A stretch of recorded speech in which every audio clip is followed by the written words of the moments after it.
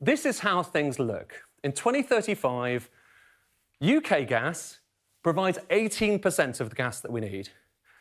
But look at the red slice there.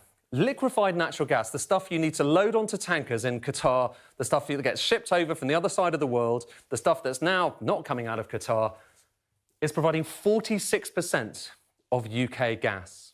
46%, actually the biggest chunk of all.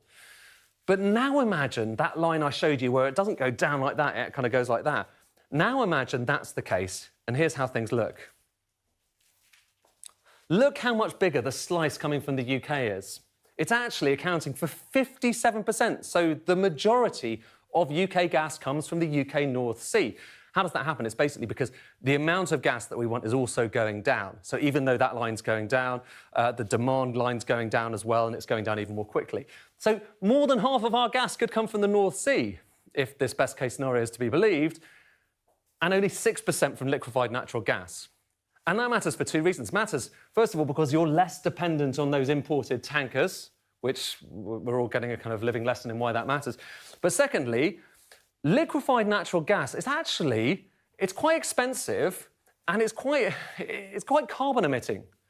So right now, this is how much our emissions from gas are, 27 kilograms per barrel of oil equivalent. That's the kind of equivalent today.